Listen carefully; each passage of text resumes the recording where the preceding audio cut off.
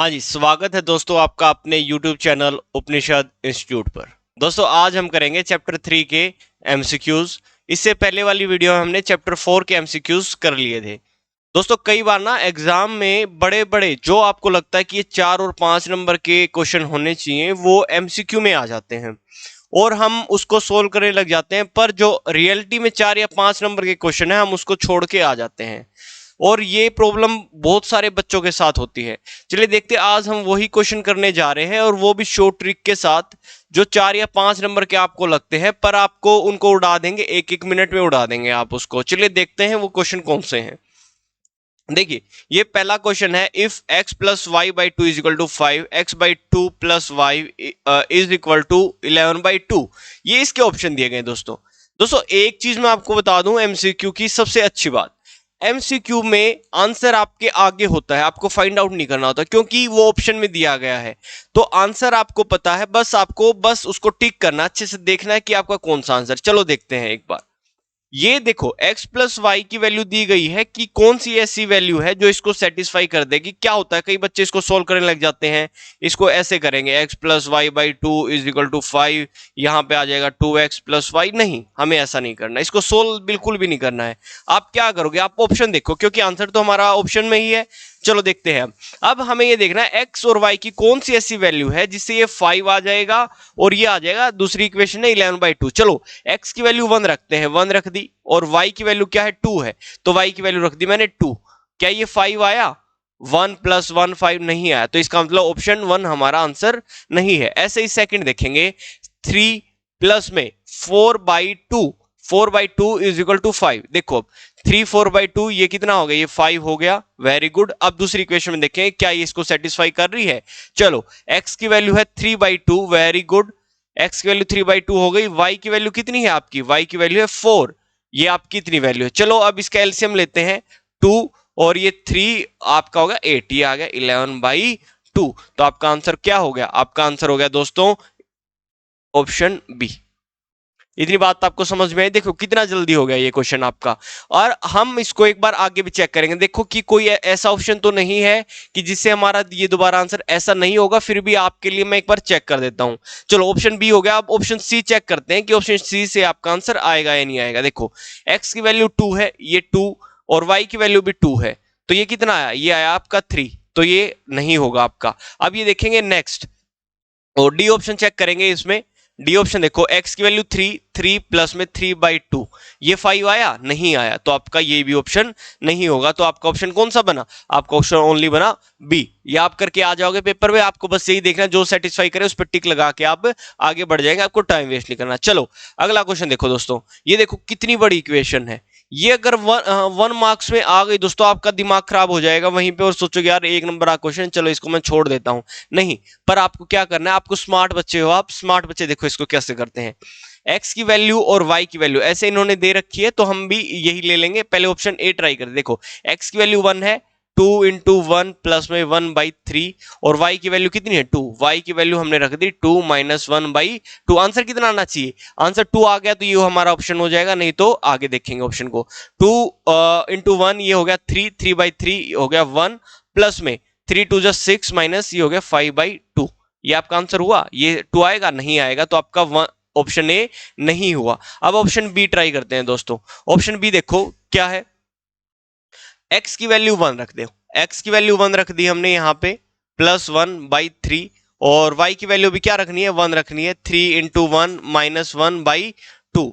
ये आपको देखना है, इसका आंसर आना चाहिए 2 आना चाहिए। चलो देखें, 2 और 1 3, ये हो गया 3 बटे 3, 1, 3 बाई 3 1, और 3 में से 1 गया 2, और ये भी हो गया 1। वेरी गुड, ये आ गया आपका 2, आना कितना चाहिए था 2।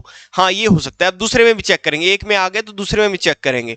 चलो x की वैल्यू 1 है, तो 3 इंटू 1 माइनस का 1 बाई 2, प्लस का y की वैल्यू भी 1 है, 2, y की वैल्यू 1 रख दी, और ये आपका आ गया, कितना आ गया आपका, प्लस का 1 बाई 3। देखो 3 इंटू 1 3, माइनस का 1 ये हो गया, ओ सॉरी सॉरी सॉरी, ये हो गया 2, 2 बाई 2 1, प्लस में 2 प्लस 1 ये हो गया 3, 3 बाई 3 1, तो ये आपका कितना आ गया 2। देखो यहाँ पे भी 2 आ गया, यहाँ पे भी 2 आ गया, तो हमारा ऑप्शन क्या हुआ, ऑप्शन हो गया बी, ऑप्शन बी गुड। अब देखो ये question, A earns B 20% more than B but spend 20% less than B. If A save 960, B save 200, then their income are. ये क्वेश्चन आप सोचोगे एग्जाम में आ गया, सोचोगे यार पहले तो आपसे इक्वेशन बनाने में बहुत मुश्किल हो जाएगा, इक्वेशन बन भी गई तो बहुत बड़ा क्वेश्चन हो जाएगा। हमें इक्वेशन इसमें नहीं बनानी बिल्कुल भी। क्या करना है आपको? ऑप्शन से। वेरी गुड, ऑप्शन से बनाना है आपको। देखो, A earns 20% more than B. ए कितना अर्न करता है? 20% ज्यादा अर्न करता है, उसकी ए की कमाई 20% ज्यादा है ए से। और यह कह रहा है इनकम, इनकम ही पूछ ली, तो इनकम ए की बी से 20% ज्यादा होगी। अब ये देखो, ये इनकम ही तो दे रखी है, हमारी इनकम ही तो दे रखी है सभी। जो भी इनकम 20% ज्यादा है, बी की इनकम ए से, सॉरी, ए की इनकम बी से 20% ज्यादा होनी चाहिए, वही हमारा ऑप्शन है। देखो, बी की इनकम है 2000, ए की इनकम है कितनी? 24,000। ए की मैं लिख लेता हूं, ए की है 2400, 2400, और बी की है 200। कितनी परसेंट ज्यादा बोली है? ये बोली है इन्होंने 20% ज्यादा। अब देखो ये कितना है, कितनी ज्यादा है? 400। कितनी ज्यादा है? 400। 400 ज्यादा है। ये बेस, छोटी वाली वैल्यू लेते, बेस वैल्यू बोलते हैं इसको, तो ये लेंगे तो आप देखोगे तो आपका कितना आ जाएगा? 2000 का 400, ये कितने परसेंट आ जाएगा आपका? देखो एक बार, ये 5, 5 दूनी 20, ये कितना आ गया? 20% ज्यादा आ गई। तो आपका ये ही ऑप्शन हो जाएगा। आप इनमें भी चेक करके देखना चाहो तो चेक करके देख सकते हो, अगर कोई 20% आ जाए तो वो ही आपका आंसर है। पर ये आएगा नहीं, बी सी डी में ऐसी कोई भी वैल्यू नहीं है जो 20% ज्यादा है। आपको वैसे देखते ही हो जाना चाहिए था। 2000 का 20%, 2000 गुणा में 20% हो जाए 400, तो 400 ज्यादा होना चाहिए। यस, ये 400 ज्यादा है। 1100 का 20% कितना होना चाहिए? 220। तो ये तो 220 ज्यादा नहीं है, ये तो 100 ही ज्यादा है। आपको ऐसे पता लग जाएगा देखते ही। तो आप इसमें सीधा ए ऑप्शन, और आप चेक करके मुझे कमेंट में बताओगे कि बी सी डी में ऐसी कोई वैल्यू है क्या जो 20% ज्यादा है। आपको क्या करना है? बी की वैल्यू लेनी है। मान लो हमने ये बी की वैल्यू ली 2000, ए की वैल्यू 2400, ये ज्यादा कितना हुआ? 400। तो बी की वैल्यू को डेनोमिनेटर में रख देंगे, इंटू 100 कर देंगे। अगर कोई 20% आया तो आप मुझे कमेंट बॉक्स में बताओगे। इसका ऑप्शन क्या था हमारा? ऑप्शन इसका असली आंसर है जो वो है ए। चलो अब आगे चलते हैं। फिर से एक क्वेश्चन आ गया है जबरदस्त। ये आपने देखा होगा, ये क्वेश्चन बहुत बार आता है। ये क्वेश्चन 3-4 नंबर में पूछा जाता है, और ये क्वेश्चन इसमें भी आता है। चलो देखो, ये तो हमारा एक सेकेंड दोस्तों, मैं इसको साफ कर लेता हूं, साफ कर लेते हैं। चलो, ये ऑप्शन है इसका 3/4, 4/5, 6/7, और ये है आपका 7/9। चलो एक देखते हैं question. If we added 5 to the denominator, अगर हम 5 डेनोमिनेटर में ऐड करें और सब्ट्रैक्ट करें 5 from the numerator, then fraction it reduces to, fraction कितनी हो जाती है? 1/7। If we subtract 3 from the numerator and add 3 to the denominator, it reduces to 1/3। The fraction is, आपको क्या बतानी है? फ्रैक्शन बतानी है दोस्तों। अब देखो क्या कह रहा है ये, अगर हम 5 ऐड कर दे डेनोमिनेटर में और 5 लेस कर दे न्यूमरेटर में, तो कितनी हो जाती है आपकी फ्रैक्शन? 1/7। 1/7 तो रिजल्ट आया है, असली फ्रैक्शन तो इसको जोड़ने और घटाने से पहले है। तो अगर हम दोस्तों 1/7 है, 1/7 है, इसमें क्या करें हम? 1/7 में हम सब्ट्रैक्ट कर दे 5 from the numerator, 5 from the numerator, और ये डेनोमिनेटर में 5 ऐड कर दे, तो आपका क्या आना चाहिए? जो है असली फ्रैक्शन वो आनी चाहिए। तो चलो इसको भी क्या करेंगे हम? ऑप्शन से करेंगे। 3/4 है, 3/4, न्यूमरेटर से 5 लेस कर दिया, इसमें 5 जोड़ दिया, आपका आंसर कितना आना चाहिए? 1/7 आना चाहिए। ये आ गया आपका -2/9। 1/7 आया? नहीं आया, तो ए ऑप्शन नहीं है। ऐसे ही 4/5 को देखो, -5 न्यूमरेटर में से लेस कर दिया, और 5 डेनोमिनेटर में 5 ऐड कर दिया, ये आपका आ गया -1/10। ये भी आपका आंसर नहीं है, क्योंकि 1/7 आना चाहिए ऐसा करके। 6/7, इसने न्यूमरेटर में से 5 बोला कि 5 घटा दें अगर, और अगर 5 जोड़ दे तो आंसर कितना आना चाहिए? 1/7। देखो ये 1/7 के इक्वल है, देखते हैं। 6 - 5, ये 1, और ये हो गया 12। 1/12 इज इक्वल टू 1/7, नहीं, ये भी आपका आंसर नहीं हुआ। अब लास्ट देखते हैं, 7/9। 7/9, 5 लेस कर दिया न्यूमरेटर से और 5 जोड़ दिया, ये कितना है? 2/14। यस, 1/7, यही हमारा क्या हुआ? आंसर, क्योंकि 1/7 आना चाहिए। ये भी आप इसमें देखो 7/9 है ना, 7/9 में अब आप दूसरी जो कह रखा है दूसरा कि भाई if we subtract 3 from the numerator and add 3 to the denominator fraction 1/3। अब 7/9 में ये भी करके देखेंगे। देखो एक बार 7/9 है आपका, हमें क्या करना है, subtract 3 from the numerator, 3 subtract कर दिया और ऐड कर दिया 3 डेनोमिनेटर में, तो ये आ गया आपका 7 में से 3 गया 4, ये 1/3 आया। यस 1/3 बोल रखा है, तो यही हमारा आंसर है। कितना जल्दी हो रहे हैं। अगर आप इसको बड़े इक्वेशन बना बना के करोगे जो हमने देखा था x/y x-y, तो ये बहुत बड़ा हो जाएगा। आप इसको तुरंत ही निकाल सकते हो। अगर आप प्रैक्टिस करोगे ना, आपको देखते ही आंसर भी पता चल जाएगा कि हाँ 7/9 आएगा इसका आंसर। चलो अगला question. Present age of a man is equal to sum of the ages of his 5 children. Present age है जो, वो क्या है, सम ऑफ 5 चिल्ड्रन, 5 बच्चों की आयु को जोड़ दें तो उसके बराबर हो जाती है।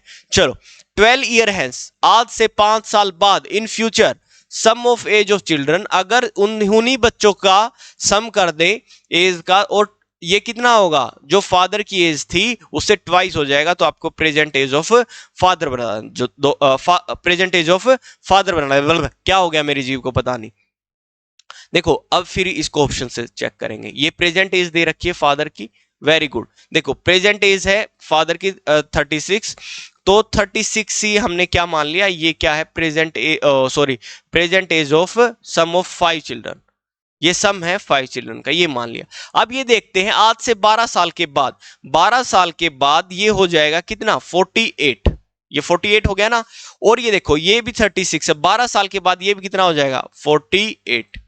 नहीं दोस्तों, ऐसा नहीं है।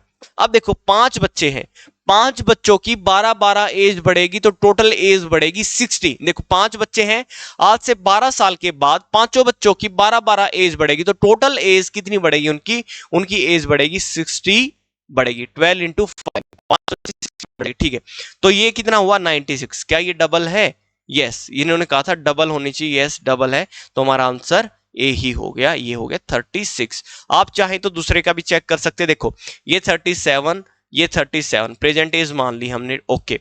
आज से 12 साल के बाद इसकी एज हो जाएगी 49 और ये 60 एज बढ़ेगी क्योंकि 12 इयर्स के बाद इसकी भी 5 बच्चे हैं, 12 तो 60 बढ़ेगी, तो ये कितना हो जाएगा आपका 97। क्या ये डबल है, नहीं है, तो ये आंसर नहीं होगा। ऐसे ही ना ही 38 होगा ना ही 39, ये 36 के केस में ही पॉसिबल होगा। ये आपको समझ में आ रहा है। चलिए आगे बढ़ते हैं। ये देखो a 2-digit number is obtained either by multiplying the sum of digit by 7 and adding 3 to the product, or by multiplying the difference of digit 18 and adding 1 to the result, the number is. इतनी बड़ी आपको ये word problem दे दी, आपका इसको करते करते ही दिमाग खराब हो जाएगा कि क्या इक्वेशन बनाए। आपको देखो ये देखना है a 2-digit number, 2-digit number कैसे ऑब्टेन होता है, either multiplying the sum of digit, sum of digit को क्या कर दे हम 7 से, सम ऑफ डिजिट जो दिया है सम ऑफ डिजिट को क्या कर दे 7 से मल्टीप्लाई कर दे, और उसमें अगर 3 ऐड कर दे तो वही नंबर आ जाएगा, जो रियल नंबर है वही नंबर आ जाएगा। और क्या करें, multiplying the difference of digit by 18, difference को क्या करें, जो डिफरेंस ऑफ डिजिट है बच्चों उनको 18 से मल्टीप्लाई कर दे और 1 ऐड कर दे तो आपका नंबर आ जाए। चलो ये भी ऑप्शन से चेक करते हैं। 7 और 3, ठीक है, 7 और 3 सम ऑफ डिजिट कितना हो गया, 7 और 3 का ये हो गया 10। हमें 7 से मल्टीप्लाई करना है और 3 ऐड करना है तो नंबर यही आ जाना चाहिए। ये कितना आ गया 73, वेरी गुड। एक तो हमारा इससे जो हमारा एक केस था वो सेटिस्फाई हो रहा। अब दूसरा देखो डिफरेंस, डिफरेंस कितना है इनका 7 और 3 का 4, इसको 18 से मल्टीप्लाई करना है और 1 ऐड करना है तो ये 73 आ गया। अरे ये तो 73 आ गया दोस्तों, तो आपका ऑप्शन आ गया ए। अब यही जो प्रोसीजर है वही चेक करते और ऑप्शन के साथ। देखो 7 और 1, 7 और 1 का सम ऑफ डिजिट कितना है 8, 8 को 7 से मल्टीप्लाई किया प्लस में किया हमने 3, 8 7 जब 56 ये आया 59, हमारा क्या आना चाहिए था वापिस से 71 आना चाहिए था, इसलिए ये आपका आंसर नहीं हुआ। अब 69 देखो, 69 का सम ऑफ डिजिट कितना हुआ, ये हुआ सम ऑफ डिजिट 15 और इंटू 7 प्लस 3, क्या ये 69 आ रहा है, ये नहीं आ रहा है, तो ये भी आपका ऑप्शन नहीं हुआ। और ये 13 13 इंटू 7 प्लस 3 करो, क्या 67 आ रहा है? नहीं आ रहा, तो ये भी आपका ऑप्शन नहीं हुआ। तो आपका ऑप्शन ओनली क्या हुआ? 1 हुआ। आप इस तरीके से ऑप्शन से चेक करके सीधा आप क्वेश्चन करके आ सकते हैं। कितना आसान हो गया, इजी हो गया हमारा। हमें बस 30 सेकंड लग रही है चेक करने में, वरना आपको बहुत टाइम लग जाता है इस क्वेश्चन को अगर करोगे तो। चलो, ये बिल्कुल आसान क्वेश्चन था। इक्वेशन है, ये बताना है आपको कैसी है, कंसिस्टेंट है इनकंसिस्टेंट है। देखो x हमें a1 बाई a2 देखना है, b1/b2। अगर ये नॉट इक्वल टू और ये तीनों इक्वल आ गए तो आप कंसिस्टेंट बोलते। देखो x, ये 2x, ये हो गया आपका 1/2 और ये आ गया 2y, तो ये ले लिया b1 है इसका 2 और b2 कितना है? b2 है 1। क्या ये इक्वल है? नहीं है। तो ये क्या हो गया आपका? यूनिक सॉल्यूशन होता है, और यूनिक सॉल्यूशन के केस में आपका क्या होता है दोस्तों? ये होता है आपका कंसिस्टेंट। क्या होता है ये? कंसिस्टेंट। तो देखो इसमें कंसिस्टेंट और यूनिक सॉल्यूशन किसमें? ये ए में है। इतनी बात आपको समझ में आ रही है? Very good. चलिए आगे चलते हैं। ये बहुत जबरदस्त क्वेश्चन आ गया। इस क्वेश्चन को अगर आप करोगे तो फिर वही बहुत ज्यादा टाइम लगेगा। अब हम देखेंगे इसको ऑप्शन से ही। If ₹50 is distributed among 150 children, 50 रुपए 150 बच्चों में बांटने हैं, 50 पैसे देने हैं आपको हर लड़के को, 50 पैसे टू ईच बॉय एंड 25 पैसे to each girl, then the number of boy बताना है आपको। अब देखो 50 पैसे एक लड़के को देने हैं, 25 पैसे एक लड़की को देने हैं, तो आपको ये बताना है नंबर ऑफ बॉयज कितने हैं। इसको ऑप्शन से कैसे करेंगे? देखो आपका नंबर ऑफ बॉयज दे दिया इन्होंने 25, 25 दे दिया, टोटल कितने हैं? 150 है। 25 को हमने 50 पैसे दिए, 25 को 50 पैसे दिए, तो ये 12.5 रुपए हो गए आपके। देखो ओ सॉरी, देखो कैसे करते हैं। 25 को 50 पैसा दिया, तो अगर आपको रुपीज बनाना है तो इसको रुपीज को 100 कर दोगे प्लस में। अब 20 अगर बॉय है तो टोटल चिल्ड्रन 150, तो गर्ल्स कितनी रह गई? 150 में से 25 गया, ये आ गया आपका 125 इंटू 25 पैसा। देखो अब ये हो गया आपका 1/4। कितना हो गया? 1/4। और ये हो गया आपका 1/2। ये कितना हो गया? 1/2। अब ये करेंगे, इसका ये आ गया आपका 12.5 और ये करेंगे 4 3 जा 12, 4 1 जा 2 5, ये आ गया। अब देखो इनको जोड़ेंगे तो पॉइंट में ही आंसर आएगा, पर रुपीज कितने आने चाहिए आपके पास? 50 रुपीज आने चाहिए दोनों को जोड़ने के बाद। ये 50 रुपीज नहीं आ रहा, तो आपका ये आंसर नहीं है। अब ये ही सेम 40 में चेक करेंगे। देखो 40 है, 40 50/100 मतलब ये प्लस में। अब बॉयज आ गए आपके 110, इंटू करेंगे 25/100। देखो ये आ गया आपका 20 प्लस में 110 को 4 से डिवाइड करेंगे तो ये आएगा पॉइंट में आएगा। देखो आप यहां से समझ सकते हैं, पूरा भी सोल्व नहीं करना, ये पॉइंट में आएगा। 20 प्लस में पॉइंट आएगा तो वो कभी भी कंप्लीट नंबर नहीं होगा, पर आना कितना चाहिए? 50 आना चाहिए, तो ये भी आपका आंसर नहीं होगा। अब देखिए थर्ड क्वेश्चन 36, 50/100 ये हो गया आपका। और आगे क्या होगा? 36 अगर बॉय हैं तो गर्ल्स कितनी हो जाएंगी? गर्ल्स हो गई 150 था, 150 में से 36 लेस करेंगे तो ये आ गया आपका 114। ठीक है, 114 और इसको करेंगे 1/4। 25/100 कर लो या 1/4, एक ही बात है। ये आ गया आपका 18 प्लस में 114 इंटू 1/4, ये भी पूरा डिवाइड नहीं हो रहा दोस्तों, तो ये पॉइंट में आंसर आएगा, तो ये भी आपका ऑप्शन नहीं है। बचा कौन सा? तो यही आपका आंसर है। इसको भी चलो चेक कर लेते हैं एक बार। 50 इंटू, देखो यहां पे मैं कर रहा हूं 50 इंटू 50/100 प्लस में, अब क्या है? 150 चिल्ड्रन, 150 चिल्ड्रन है तो गर्ल्स कितनी बची आपकी? 100। 50 बॉय हैं तो 100 आपके, सॉरी 50 बॉय हैं तो 100 क्या रह गई आपकी? गर्ल्स रह गई।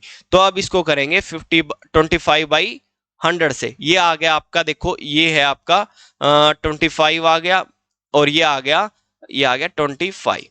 ये भी 25, ये भी 25, टोटल कितना आना चाहिए? 50। तो आपका आंसर क्या हुआ? 50। अगर आप बोलोगे तो मैं इसको बड़े तरीके से भी करवाऊंगा, ठीक है, पर आपको कमेंट में बताना पड़ेगा कि हाँ जी इसको बड़े से भी कराओ, क्योंकि ये 4-5 नंबर में भी आ जाते हैं। कई बार 4 नंबर में देखने को मिलते हैं, कई बार 3 नंबर में। तो चलिए दोस्तों आज के लिए इतना ही। हमने 10 क्वेश्चन कंप्लीट कर लिए हैं, वो भी अलग तरीके से, जो मैं उम्मीद करता हूं पेपर में आपका टाइम बचाएंगी। चलिए आज के लिए इतना ही, मिलते हैं नेक्स्ट वीडियो में। राम राम।